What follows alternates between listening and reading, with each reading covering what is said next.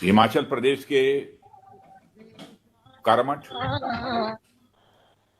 अथक परिश्रमी यशस्वी मुख्यमंत्री श्रीमान जयराम जी ठाकुर और भारतीय जनता पार्टी हिमाचल प्रदेश के अध्यक्ष श्री सुरेश जी कश्यप और हिमाचल प्रदेश के पूर्व मुख्यमंत्री आदरणीय प्रेम कुमार जी धूमल, केंद्रीय वित्त राज्य मंत्री श्री अनुराग जी ठाकुर और प्रदेश के प्रभारी श्री अविनाश राय जी खन्ना एवं स्थानीय विधायक और हिमाचल सरकार के मंत्री श्री सुरेश जी भारद्वाज, हिमाचल सरकार के सभी सम्मानित मंत्रीगण, सभी सांसद, विधायक, अधिकारी वर्ग एवं मेरे प्यारे बहनों एवं भाइयों, सबसे पहले मैं देवभूमि हिमाचल प्रदेश के अपने सभी भाइयों एवं बहनों का हार्दिक स्वागत करता हूं जो आज इस कार्यक्रम में जुड़े हुए हैं।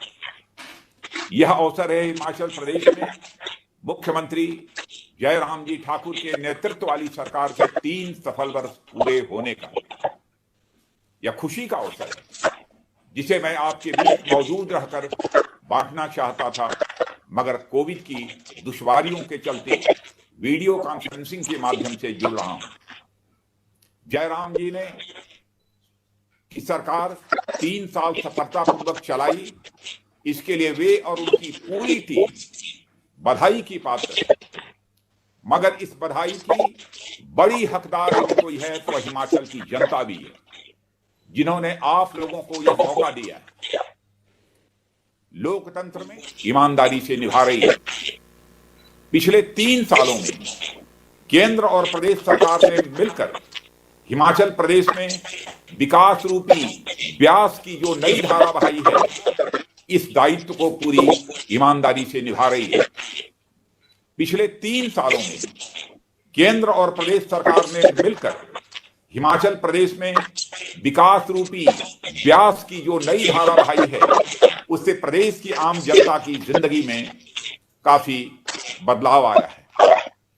क्योंकि मुख्यमंत्री जयराम जी ठाकुर ने अपने संबोधन में बहुत सी बातें आप सबके सम्मुख पहले ही रख दी हैं, इसलिए मैं उनको दोहराना नहीं चाहूंगा।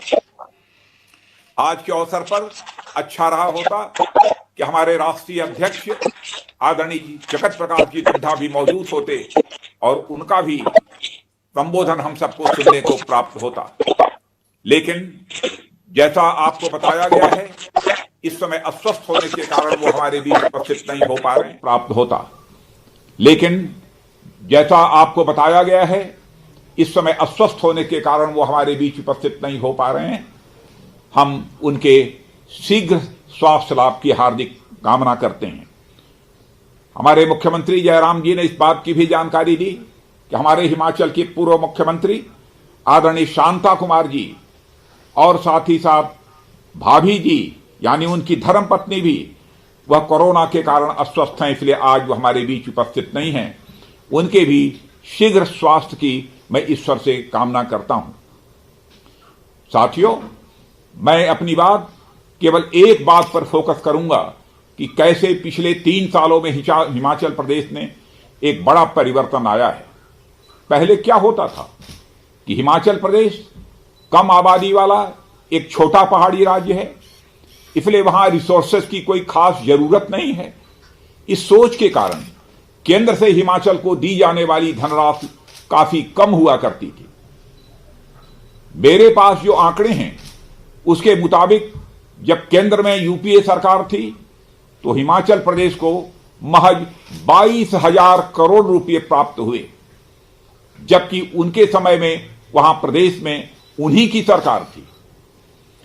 जब केंद्र में मोदी जी के नेतृत्व वाली सरकार आई तो हमने यह सोच बदल दी और हमने उसके साइज के हिसाब से नहीं बल्कि उसके इकोनॉमिक और स्ट्रेटेजिक इंपॉर्टेंस के हिसाब से देखना प्रारंभ किया। हालात बदल गए और केंद्र से हिमाचल प्रदेश को 3 गुने से भी अधिक धनराशि मिलनी प्रारंभ हो गई। इस अंतर की एक बड़ी वजह यह भी रही है कि केंद्र में चाहे अटल जी की सरकार रही या आज मोदी जी की सरकार, हिमाचल प्रदेश से दोनों का ही एक भावनात्मक रिश्ता हमेशा कायम रहा।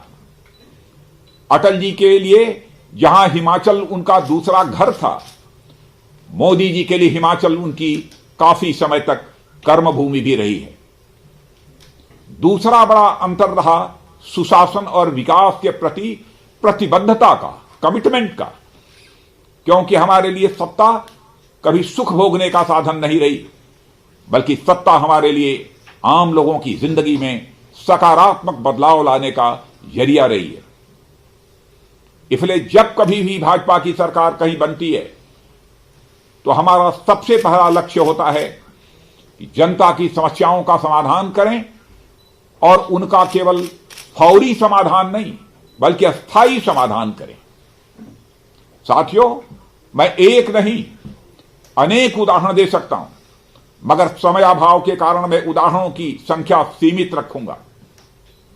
हिमाचल प्रदेश जैसे राज्यों में सबसे बड़ी समस्या कनेक्टिविटी की रही है,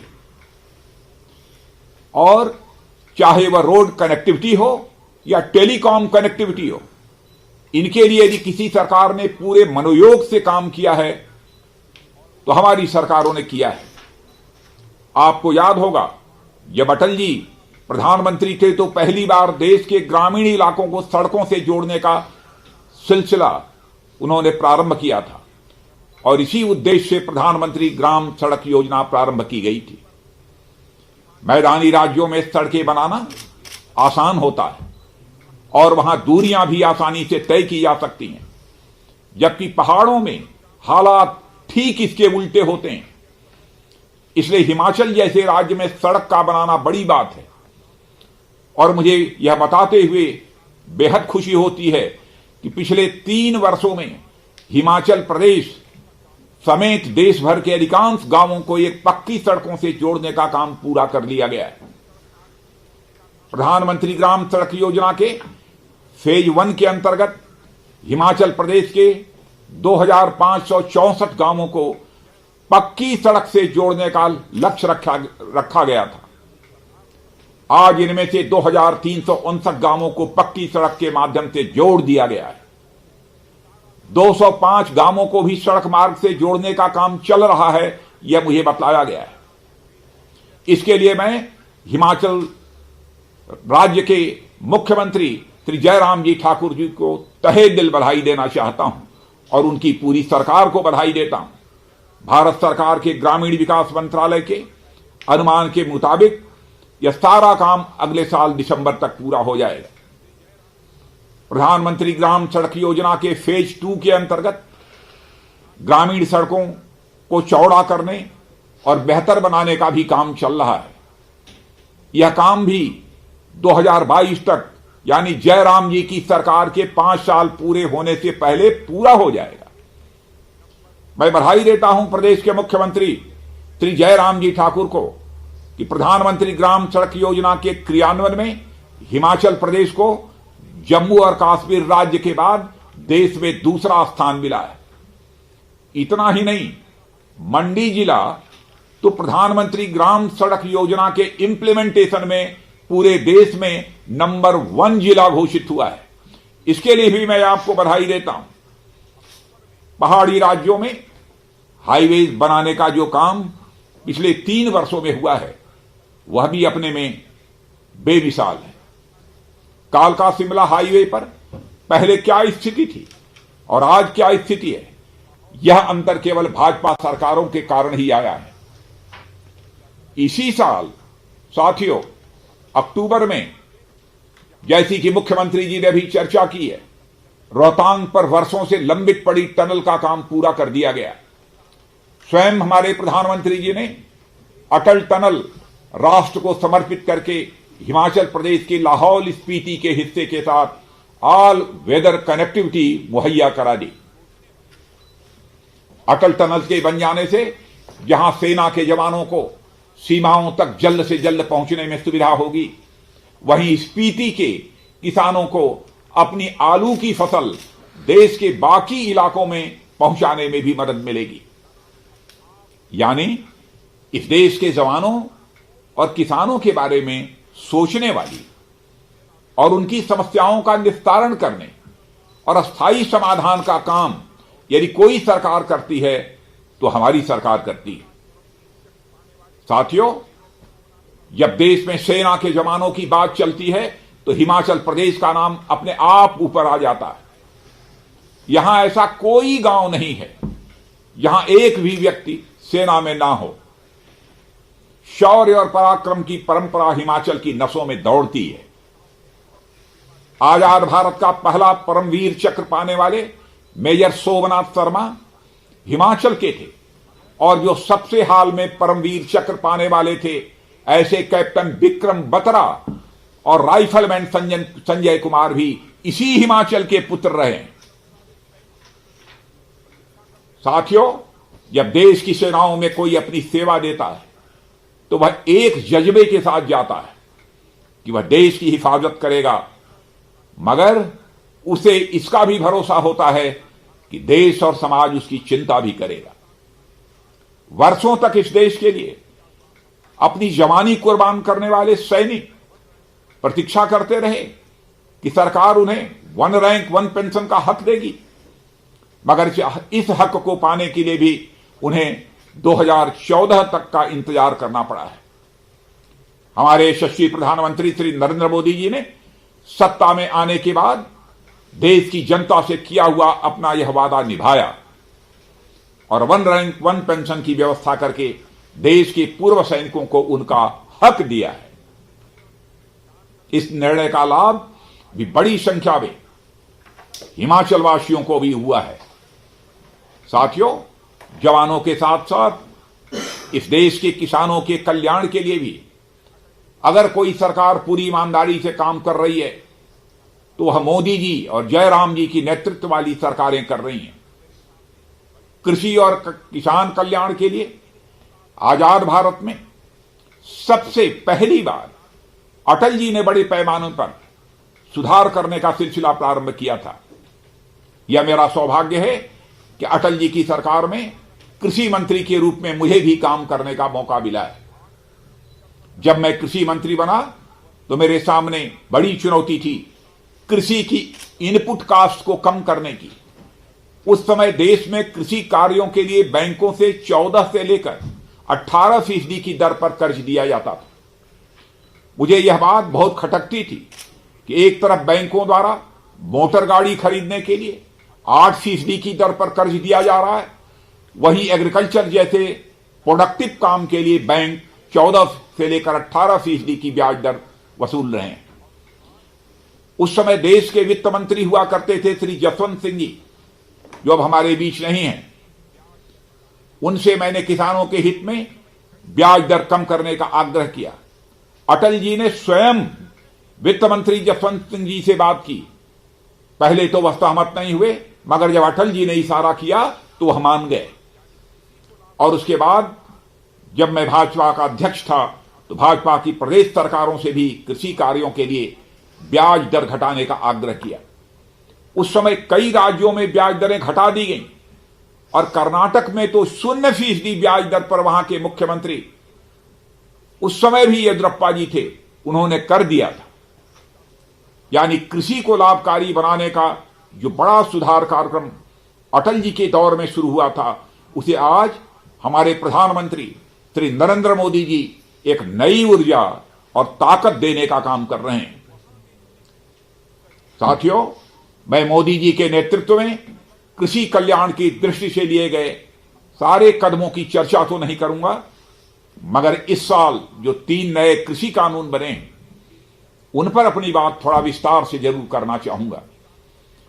इसके माध्यम से किसानों को अपनी उपज जहां चाहें वहां बेचने की सही मायनों में आजादी मिली है और अपनी फसल को बेचने में होने वाली समस्याओं का अस्थायी समाधान भी उन्हें मिला है। अब इस देश का किसान मंडी में अपनी मेहनत गिरवी रखने के लिए मजबूर नहीं है। इन कृषि कानूनों के बन जाने के बाद देश का हर किसान पूरे देश में कहीं भी जहां उसे बेहतर कीमत मिले अपनी फसल बेचने के लिए पूरी तरह से आजाद होगा। बड़े दुर्भाग्य की बात है कि देश में ऐसे लोग जो किसानी का क भी नहीं जानते, ऐसे आसमानी किसान हमारे भोले भाले किसान भाइयों को बहला फुसलाकर उन्हें दूसरी दिशा की ओर मोड़ रहे हैं। पर हमारा विश्वास है कि जैसे जैसे हमारे किसान भाई इन कानूनों का उद्देश्य समझते जाएंगे, वैसे वैसे उनकी चिंताएं दूर होती जाएंगी। वैसे 2 दिन पहले ही हमारे प्रधानमंत्री ने बड़े प्रभावी तरीके से इन कृषि कानूनों से जुड़ी सारी आशंकाओं को पूरी तरह से दूर कर दिया है। साथियों, इस ऐतिहासिक कृषि सुधार से उन लोगों के पैरों तले जमीन खिसक गई है जो लोग किसानों के नाम पर अपने निहित स्वार्थ साधते थे। उनका धंधा खत्म हो जाएगा। इसलिए जानबूझकर देश के कुछ हिस्सों में एक गलतफहमी पैदा की जा रही है कि हमारी सरकार एमएसपी की व्यवस्था खत्म करना चाहती है, जबकि सच्चाई इसके ठीक विपरीत है। वह प्रधानमंत्री मोदी जी ही हैं जिन्होंने स्वामीनाथन आयोग द्वारा प्रस्तावित एमएसपी फार्मूले को स्वीकार किया है और उसी फार्मूले के तहत देश में अब मिनिमम सपोर्ट प्राइस की घोषणा की जा रही है। इसी साल यह कानून लागू होने के बाद रबी की 6 फसलों की एमएसपी की घोषणा की गई है, जिसमें लगभग 1.5 गुने से 2 गुने तक की एमएसपी में वृद्धि की गई है। एमएसपी खत्म करने का इरादा न इस सरकार का कभी था, न है और न आगे कभी होगा। यहां तक कि मंडी व्यवस्था भी कायम रहने वाली है। दुष्प्रचार करके किसानों को भड़काने की यह कोशिश कतई कामयाब नहीं होगी। मैं पूरी तरह से आश्वस्त हूं। एक बड़ा दुष्प्रचार यह भी किया गया कि किसानों की जमीन कॉन्ट्रैक्ट फार्मिंग के माध्यम से छीन ली जाएगी। मैं आज इस कार्यक्रम के माध्यम से पुनः कहना चाहूंगा, कोई भी मां का लाल किसानों से उनकी जमीन नहीं छीन सकता है। यह मुकम्मल व्यवस्था जो हमारे कृषि संबंधित कानून है उसमें की गई है। किसानों से जो भी करार होगा वह उनकी उपज का होगा और उनकी जमीन का नहीं होगा, और जो करार करेगा यदि वह तय की गई राशि से कम भुगतान करेगा तो किसान उसके खिलाफ कानूनी कार्रवाई के लिए सरकार की मदद ले सकता है। साथियों, किसान अपनी फसल को जहां चाहे, जैसे चाहे और जिसको भी चाहे बेचने के लिए आजाद है। यदि किसान द्वारा बेची फसल पर कारोबारी को अधिक लाभ होता है तो उसे उस लाभ के अनुपात में किसानों को बोनस भी देना होगा। इससे बड़ी और दूसरी व्यवस्था क्या हो सकती? हिमाचल प्रदेश में किसानी के साथ साथ बड़े पैमाने पर बागवानी भी होती है। नए कृषि कानूनों के अंतर्गत अब सरकार देश में 10,000 फार्मर्स प्रोड्यूसर्स ऑर्गेनाइजेशन यानी बनाने जा रही है। यानी किसान और बागवान अब यदि चाहें तो खुद ही अपनी फसलों को प्रोसेस करके उनमें वैल्यू एडिशन करके अपने उत्पादों को स्वयं बाजार में बेच सकते हैं। भारत के किसानों और बागवानों के हित और कल्याण के प्रति हमारी प्रतिबद्धता तो दीनदयाल जी उपाध्याय के जमाने से ही है। इस पथ से हमें कोई दुनिया की ताकत डिगा नहीं सकती। साथियों, इन कानूनों के बन जाने से किसानों की आमदनी में वृद्धि होगी, मगर कांग्रेस देश के किसानों को गुमराह कर रही है। पिछले कुछ दिनों से इन हुए कृषि कानूनों को लेकर कुछ किसान संगठन प्रदर्शन कर रहे हैं। सरकार द्वारा कृषि मंत्री के स्तर पर किसानों से बातचीत भी हुई है। हमारी सरकार कृषि कानूनों के माध्यम से हम किसानों की आमदनी बढ़ाने का रास्ता खोलना चाहती है। कृषि क्षेत्र में विकास की नई संभावनाएं पैदा करने के लिए भी व्यापक सुधार करना चाहती है। जब भी इस देश में व्यापक सुधार हुए हैं उनका असर दिखने में थोड़ा समय लगा है। चाहे 1991 में नरसिम्हा राव जी की सरकार के समय हुए आर्थिक सुधारों की बात हो या अटल जी की सरकार द्वारा किया गया सुधार हो, उनका लाभ जनता को मिलने में कम से कम कुछ समय लगे हैं। अब प्रधानमंत्री श्री नरेंद्र मोदी जी द्वारा कृषि क्षेत्र में सुधार की शुरुआत की गई है। 4-5 साल न सही, कम से कम 2 साल तक इस नए कृषि सुधारों के परिणाम की तो प्रतीक्षा की ही जा सकती है। हमारी सरकार ने साथियों बहुत सोच समझ के और सभी स्टेक होल्डर्स को विश्वास में लेकर नए कृषि कानून बनाए हैं।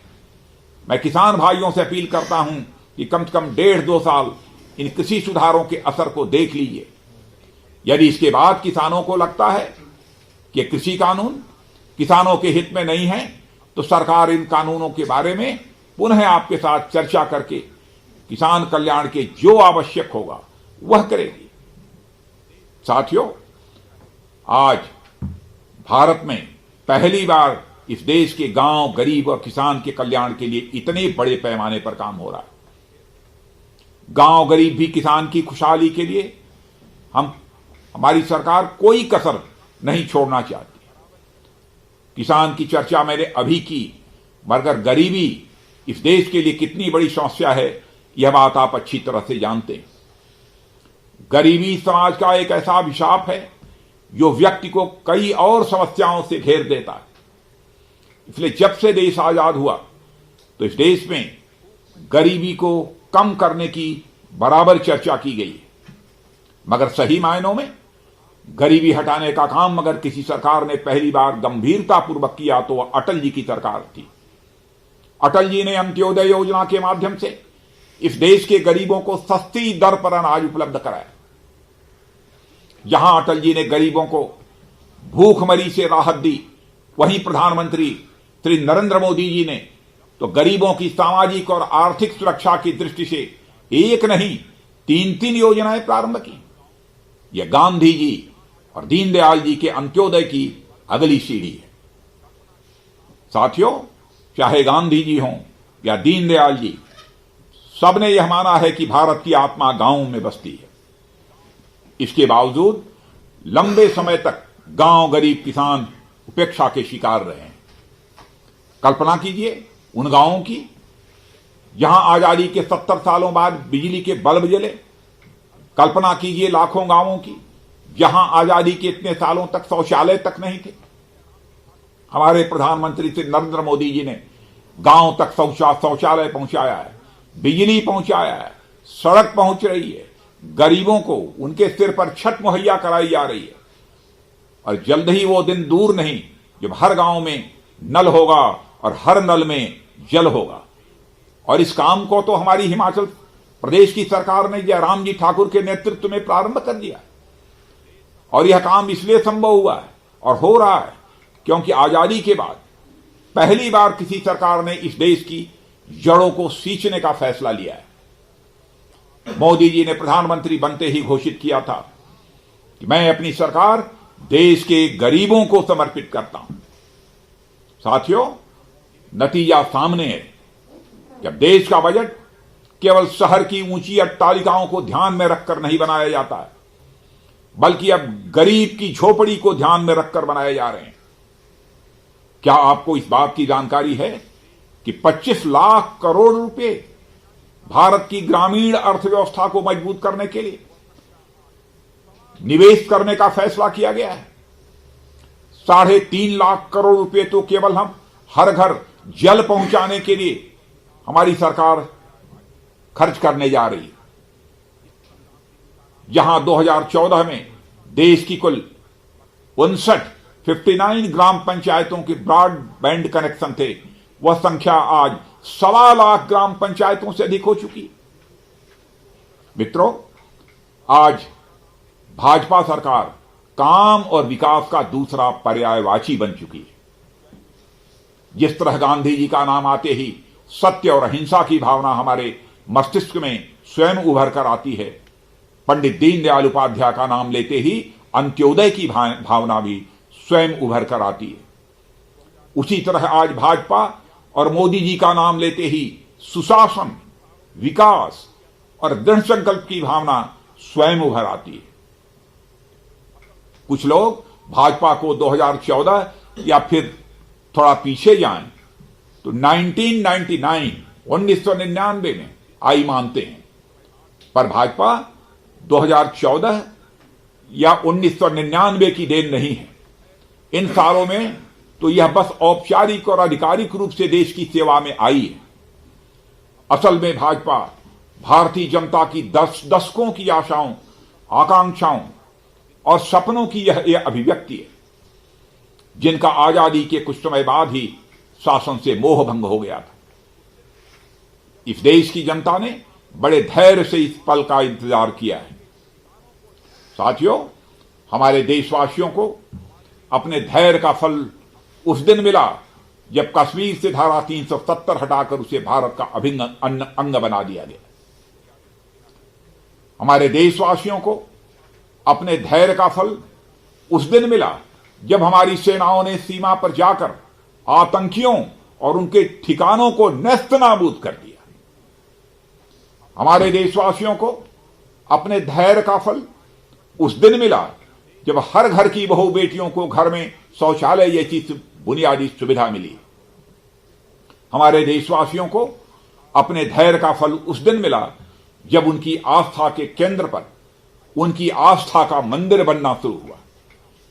हमारे देशवासियों को अपने धैर्य का फल उस दिन मिला जब हमारी सुरक्षा के लिए देश की सीमाओं से लगे क्षेत्रों में इंफ्रास्ट्रक्चर डेवलपमेंट होना प्रारंभ हुआ।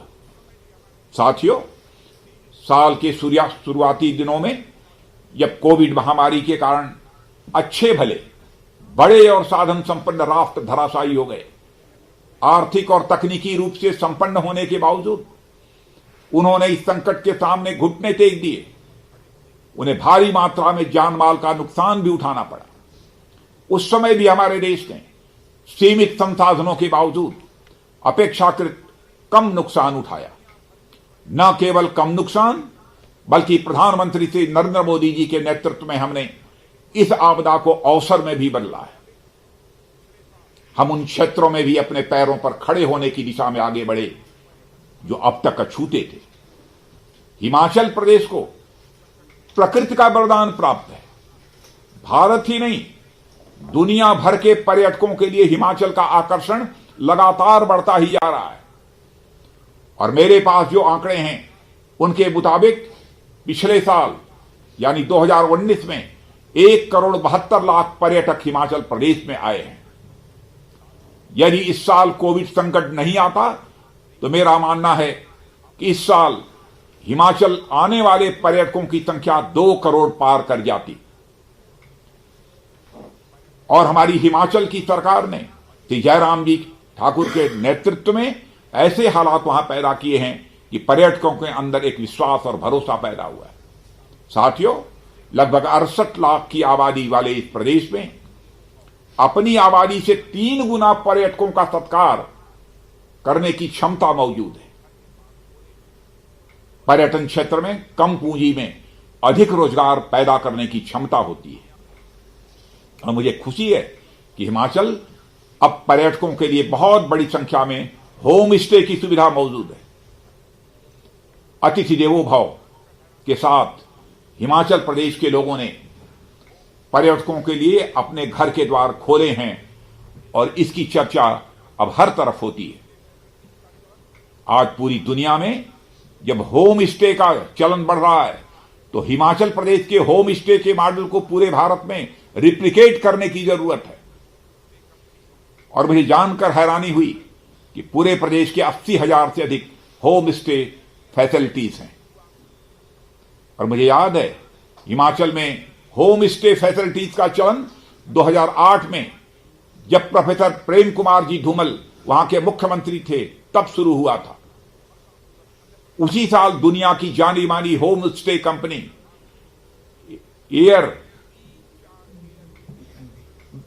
एयरबीएनबी की भी शुरुआत हुई थी। और आज एयरबीएनबी के अंतर्गत 40 लाख घर जुड़े हुए हैं। यदि हिमाचल प्रदेश के होम स्टे मॉडल को सफलतापूर्वक अन्य प्रदेशों में भी अपनाया जाए तो अकेले भारत में एक नहीं 3-4 एयरबीएनबी जैसे लॉजिंग कंपनी खड़ी हो सकती हैं। साथियों, पर्यटन 21वीं सदी का सबसे बड़ा एम्प्लॉयमेंट जनरेटिंग सेक्टर है। भारत में इसकी अपार संभावनाएं हैं। विदेशी पर्यटकों के साथ साथ हमें घरेलू पर्यटकों पर भी ध्यान केंद्रित करने की जरूरत है। हिमाचल प्रदेश एक मामले में भारत का टूरिज्म मॉडल बन सकता है, ऐसा मेरा पक्का विश्वास है। और साथियों, आज हिमाचल प्रदेश सरकार द्वारा किए गए कई कामों की चर्चा यहां पर हुई है। कुछ कामों का जिक्र मैं भी जरूर करना चाहूंगा जो जनता के कल्याण के लिए किए गए हैं। आयुष्मान भारत देश भर में गरीबों वंचितों का इलाज सुनिश्चित करने के लिए सबसे बड़ी योजना तो है ही, पर सरकार द्वारा शुरू की गई हिम केयर योजना उन परिवारों के इलाज को भी सुनिश्चित करता है जो इस आयुष्मान भारत योजना के लाभ से वंचित रह गए। इस सोच के लिए और इस काम के लिए मैं पुनः जयराम जी ठाकुर और उनकी सरकार को मैं बधाई देता हूं। इसी तरह गृहिणी योजना की चर्चा हुई। गृहिणी योजना भी उज्ज्वला की एक एक्सटेंशन योजना है जो उज्ज्वला योजना से बाहर की महिलाओं को मुफ्त गैस कनेक्शन प्रदान कर उन्हें खुशहाल जीवन प्रदान करता है। संभवतः हिमाचल देश का पहला राज्य है जिसने इस योजना को प्रारंभ किया है। इसके लिए मैं पुनः जयराम जी ठाकुर की सरकार को हार्दिक बधाई देता हूं। ये एक योजना जिसके बारे में मुझे पता चला है, जिसका मैं जिक्र यहां करना चाहता हूं, वह है बेटी है अनमोल योजना। इस योजना के अंतर्गत हिमाचल प्रदेश की बेटियों को उनकी पढ़ाई के लिए आर्थिक सहायता प्रदान की जाएगी। बेटी का जन्म होने पर हिमाचल प्रदेश सरकार 10,000 रुपया की छात्रवृत्ति पोस्ट ऑफिस या फिर बेटी के बैंक खाते में जमा कर देती है। इसके अलावा हिमाचल प्रदेश की बेटियों को पहली कक्षा से लेकर 12वीं कक्षा तक 300 रुपए से लेकर 12,000 रुपए तक की आर्थिक सहायता, किताबें तथा यूनिफॉर्म खरीदने के लिए प्रदान की जाएंगी। यदि बेटी 12वीं कक्षा के बाद स्नातक के पाठ्यक्रम में अपनी पढ़ाई जारी रखती है तो उसे 5,000 रुपए की आर्थिक सहायता प्रदान की जाएगी। साथियों, हिमाचल प्रदेश के युवाओं के लिए मुख्यमंत्री स्टार्टअप योजना, बुजुर्गों के लिए सामाजिक सुरक्षा योजना और बुजुर्गों के लिए यह सामाजिक सुरक्षा पेंशन की व्यवस्था की गई है। और जैसा जयराम जी ने बतलाया कि जिनकी 70 साल से ऊपर उम्र हो जाती है उनको हिमाचल में 1,500 रुपए की प्रतिमाह की पेंशन दी जाती है। तो मैं जयराम जी मैं यह जानना चाहता हूं कि आज हम लोगों की भी 70 साल की उम्र हो जाएगी और हिमाचल में आ जाएंगे तो ये सुविधा हम सबको भी प्राप्त होगी या नहीं होगी। पीने के लिए स्वच्छ जल की व्यवस्था, पूर्व प्रधानमंत्री श्री अटल बिहारी वाजपेयी जी को समर्पित अटल आदर्श विद्या केंद्र, जिनमें कई विद्यालय केवल बालिकाओं के लिए बनाए जाएंगे, राज्य सरकार की जनता के प्रति यह निष्ठा और समर्पण को दर्शाता है। साथियों, आज हिमाचल विकास की राह पर तेजी से आगे बढ़ रहा है और इसका प्रमाण है कि अभी कुछ दिन पहले ही हिमाचल प्रदेश के मंडी, शिमला, कांगड़ा और सिरमौर जिलों की 4 पंचायतों को भारत सरकार के ग्रामीण विकास और पंचायती राज विभाग की वार्षिक पत्रिका में स्थान मिला है। यह उपलब्धि मनरेगा, स्वच्छ भारत अभियान, पर्यटन और पर्यावरण संरक्षण में सराहनीय पहल करने पर मिली है। इनमें से मैं भवारना विकास खंड की आईमा पंचायत को खास करके बधाई देना चाहता हूं, जिसने मात्र 3 माह में स्वच्छ भारत अभियान के अंतर्गत ठोस कचरा प्रबंधन के लिए एक प्लांट तैयार किया और लोगों को रोजगार दिया गया। इस प्लांट से पूरे शहर के किचन वेस्ट और अन्य वेस्ट को खाद में परिवर्तित करके इसका उत्पाद तैयार किया जाता है। श्री जयराम जी ठाकुर की सरकार लोगों के विकास के लिए पूरी तरह से प्रतिबद्ध है और हमेशा यह सुनिश्चित करती है कि राज्य और उसके लोगों के विकास के बीच कुछ भी नहीं आना चाहिए। साथियों, इसीलिए मुझे बताया गया है कि नई राहें, नई मंजिलें योजना के तहत क्रियान्वित की जा रही विभिन्न परियोजनाओं को पूर्ण करने में देरी को बहुत ही गंभीरतापूर्वक लिया जाएगा और देरी के लिए संबंधित अधिकारियों के खिलाफ कार्रवाई भी की जाएगी। अंत में मैं इतना ही कहना चाहूंगा कि श्री जयराम जी के नेतृत्व में हिमाचल और हिमाचल वासियों के विकास के लिए निरंतर कार्य किया जा रहा है और मैं एक बार फिर हिमाचल की जनता हिमाचल की सरकार मुख्यमंत्री श्री जयराम जी ठाकुर के कुशल नेतृत्व के 3 बेमिसाल साल पूरे होने पर उन्हें अपनी ओर से हार्दिक बधाई देता हूं और आगामी वर्षों में वे इसी ऊर्जा और इसी उत्साह के साथ काम करते रहें, ऐसी मैं अपनी हार्दिक शुभकामनाएं देते हुए अपना निवेदन समाप्त करता हूं। आप सबको बहुत बहुत धन्यवाद।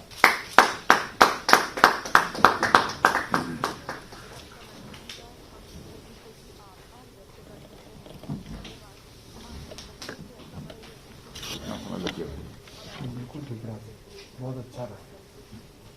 समय कितना आधा घंटा 28 मिनट 30 मिनट 40 मिनट 40 मिनट